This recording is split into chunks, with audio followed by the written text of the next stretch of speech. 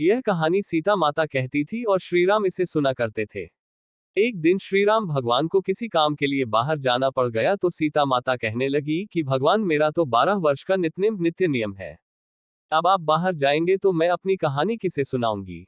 श्रीराम ने कहा कि तुम कुएं की पाल पर जाकर बैठ जाना और वहां जो औरतें पानी भरने आएंगी उन्हें अपनी कहानी सुना देना। सीता माता कुएं की पाल पर जाकर बैठ जाती है। एक स्त्री आई, उसने रेशम की जरी की साड़ी पहन रखी थी और सोने का घड़ा ले रखा था। सीता माता उसे देख कहती हैं कि बहन, मेरा 12 वर्ष का नित्नेम सुन लो। पर वह स्त्री बोली कि मैं तुम्हारा नित्नेम सुनूंगी तो मुझे घर जाने में देर हो जाएगी और मेरी सास मुझसे लड़ेगी।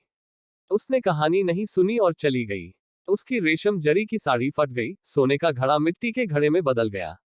सास ने देखा तो पूछा कि ये किसका दोष अपने सिर लेकर आ गई है। बहू ने कहा कि कुएं पर एक औरत बैठी थी, उसने कहानी सुनने के लिए कहा लेकिन मैंने सुनी नहीं, जिसका यह फल मिला। बहू की बात सुनकर अगले दिन वही साड़ी और घड़ा लेकर सास कुएं की पाल पर गई।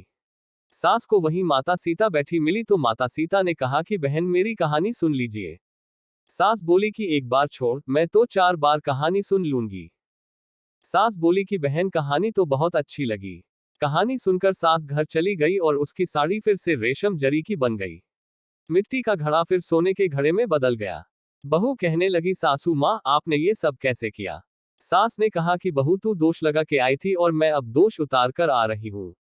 बहू ने फिर पूछा कि वह कुएं वाली स्त्री कौन है। सास बोली कि वे सीता माता थी। वे पुराने से नया कर देती हैं, खाली घर में भंडार भर देती हैं। वह लक्ष्मी जी का वास घर में कर देती हैं, आदमी की जो भी इच्छा हो उसे पूरा कर देती हैं। बहू बोली कि यही कहानी मुझे भी सुना दो। सास बोली कि ठीक है, तुम भी सुनो, और सास ने कहानी शुरू की। कहानी सुनकर बहू बोली कि कहानी तो बहुत अच्छी है। सास ने कहा कि ठीक है, इस कहानी को रोज कहा करेंगे। अब सास बहू रोज सवेरे उठती, नहाती धोती और पूजा करने के बाद नित्नेम की सीता की कहानी कहती। एक दिन उनके यहाँ एक पड़ोस की औरत आए और बोली कि बहन, जरा सी आंच देना, तो वह बोली कि आंच तो अभी हमने जलाई ही नहीं। पड़ोसन ने कहा कि तुम सुबह 4 बजे से उठकर क्या कर रही हो फिर। उन्होंने कहा कि सुबह उठकर हम पूजा करते हैं, फिर सीता माता की नित्नेम की कहानी कहते हैं। पड़ोसन ने उनकी बात सुनकर फिर कहा कि सीता माता की कहानी कहने से तुम्हें क्या मिला। वे बोली कि इनकी कहानी कहने से घर में भंडार भर जाते हैं, सारे काम सिद्ध होते हैं, मन की इच्छा भी पूरी होती है।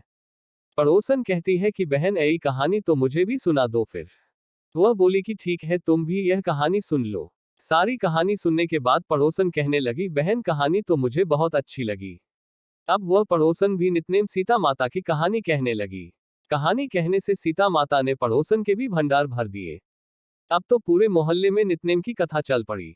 हर किसी की मनोकामना पूरी होने लगी। हे सीता माता, जैसे आपने उनके भंडार भरे, वैसे ही आप हमारे भी भंडार भरना। कहानी सुनने वाले के भी और कहानी कहने वाले के भी।